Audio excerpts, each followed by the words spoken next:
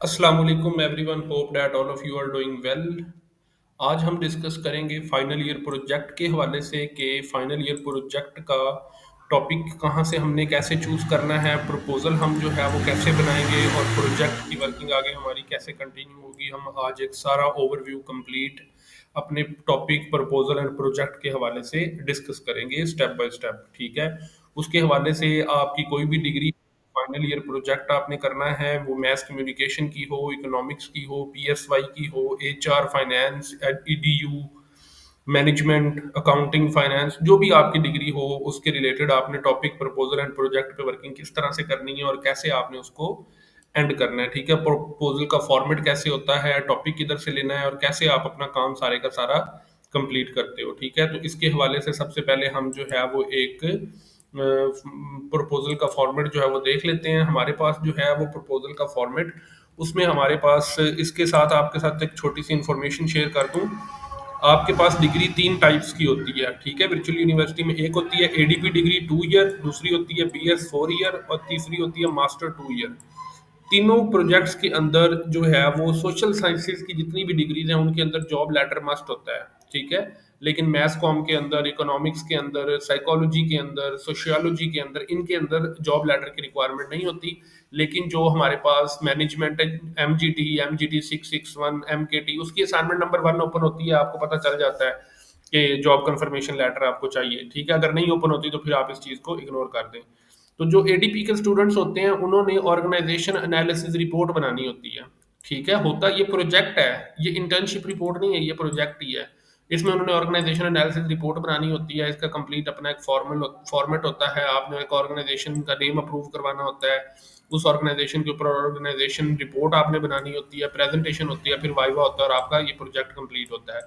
दूसरा आ जाता है BS 4 ईयर। इसके अंदर आपने topic, proposal, data collection, project file, presentation file, इन्हीं को हम अभी डिटेल में डिस्कस करेंगे। Master 2 year job letter is must, इसको भी हम डिटेल में अभी डिस्कस करेंगे। उसके साथ ऑर्गेनाइजेशन एनालिसिस रिपोर्ट, जो एडीपी की डिग्री वाले स्टूडेंट्स होते हैं उन्होंने जो है वो एडीपी वालों ने करना होता है ऑर्गेनाइजेशन एनालिसिस रिपोर्ट। ये ऑर्गेनाइजेशन एनालिसिस रिपोर्ट मैं आपको एक यहाँ पे दिखा देता हूँ कि आपने इसको किस तरह से कंप्लीट करना होता है। ये हमारे पास एक ऑर्गेनाइजेशन एनालिसिस रिपोर्ट है, ठीक है। इसके ऊपर आप उस ऑर्गेनाइजेशन के बारे में स्टडी करते हो, कंप्लीट उसका फॉर्मेट फॉलो करते हो, आप उसके बारे में डेडिकेशन, एक्नॉलेजमेंट, एग्जेक्टिव समरी, उसका इंट्रोडक्शन आप कंप्लीट लिखते हो, फिर उसका ऑर्गेनाइजेशन स्ट्रक्चर कंप्लीट लिखते हो। अब यहाँ पे आ जाता है मैनेजमेंट फंक्शन। अगर तो आपकी एडीपी की डिग्री का प्रोजेक्ट कोड MGT 619 है तो आप यहाँ पे मैनेजमेंट के फंक्शंस को डिस्कस करोगे। अगर आपका मार्केटिंग है तो आप मार्केटिंग के फंक्शंस को डिस्कस करोगे।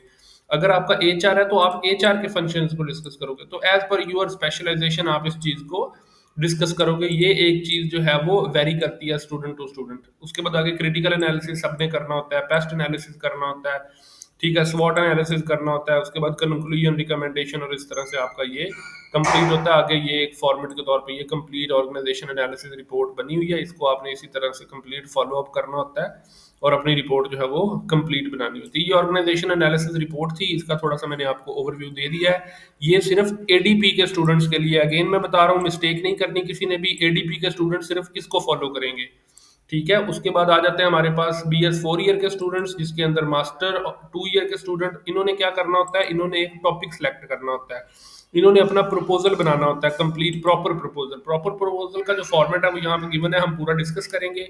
उसमें हमने सबसे पहले जो है वो टाइटल पेज बनाना होता है। टाइटल पेज के ऊपर हमने अपना टॉपिक लिखना होता है, नेम एंड आईडी लिखनी होती है, नेम ऑफ यूनिवर्सिटी लिखना होता है, university logo, date of submission, ये सारी चीज़ें हमने उसके ऊपर मेंशन करनी होती हैं, ठीक है। यहाँ पे अगर मैं आपको कोई सैंपल दिखा दूं कि आपने किस तरह से टाइटल पेज बनाना है, ये देखें, सारा कुछ लिखा हुआ है, टॉपिक का नाम लिखा हुआ है, ठीक है, आपका प्रोजेक्ट लिखा हुआ है, आपकी ईच एंड एवरीथिंग, सारी डिटेल्स मेंशन की हुई है कि आपने इसको किस तरह से कंप्लीट करना है, ठीक है। अब ये आपका ये जो टॉपिक होता है, अब ये डिपेंड करता है आपकी स्पेशलाइजेशन के ऊपर।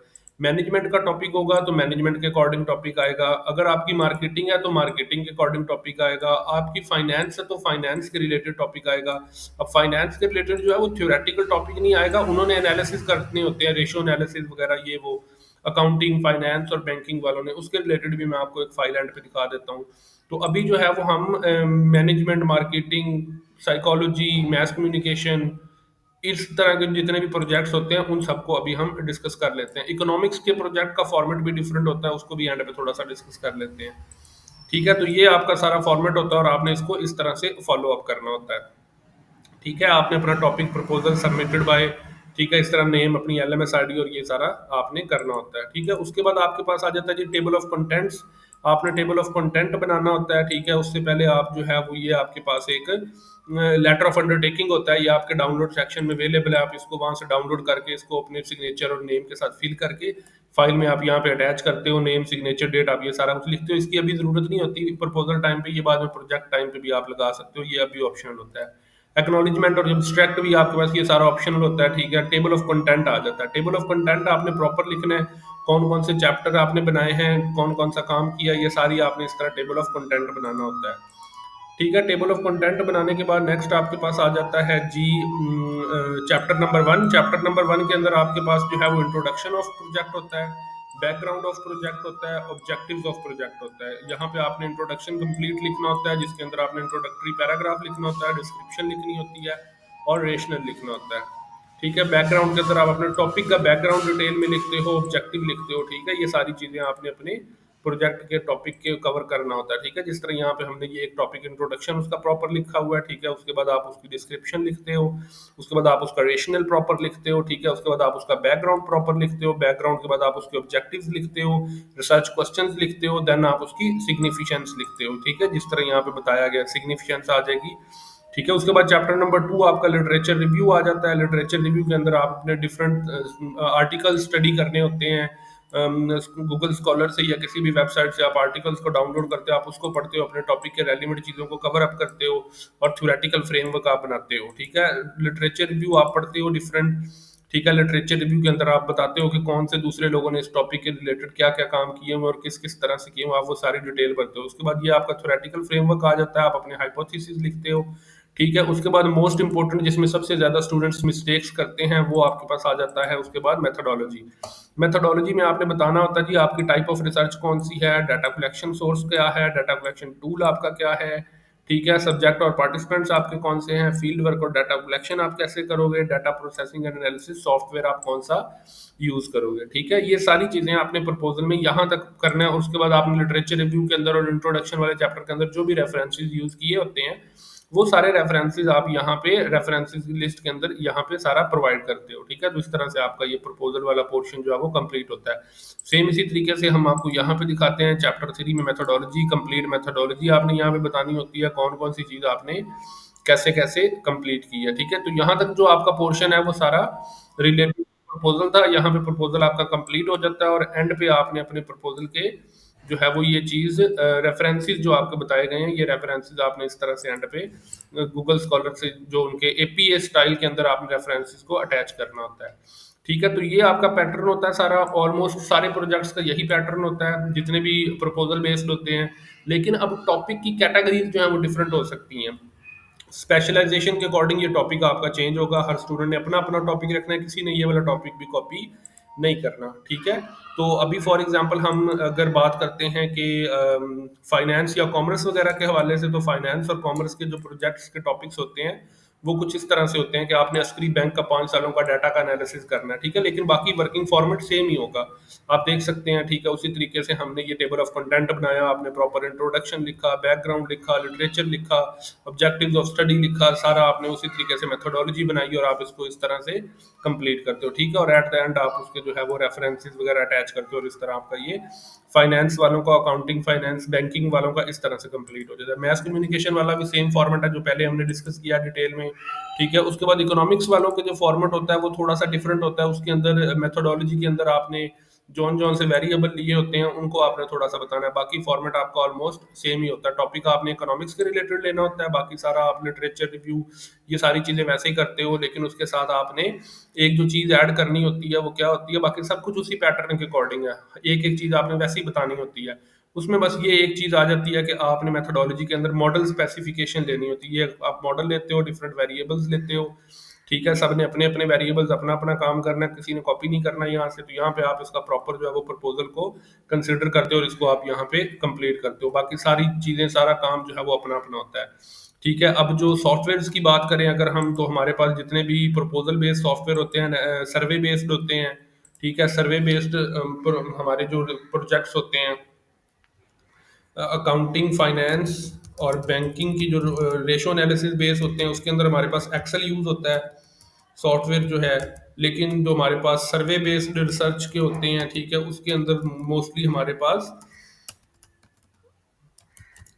SPSS सॉफ्टवेयर यूज होता है। और उसके बाद इकोनॉमिक्स के अंदर हमारे पास, इकोनॉमिक्स के प्रोजेक्ट के अंदर हमारे पास जो है वो ई व्यूज एक सॉफ्टवेयर होता है, वो यूज होता है। ठीक है, तो ये सारे सॉफ्टवेयर और सारी चीजें, सारी वर्किंग अपने अपने अकॉर्डिंग आपने प्रपोजल बनाना है। और देन आप प्रोजेक्ट वाले पार्ट पे जब हम जाएंगे तो इन चीज़ों को मजीद हम डिटेल में डिस्कस करेंगे। अभी तक के लिए जो समझने वाली चीज़ आपके पास है, जो मोस्ट इंपॉर्टेंट चीज़ है, वो यही है कि आपने ये सारी चीज़ें कैसे डिज़ाइन करनी है।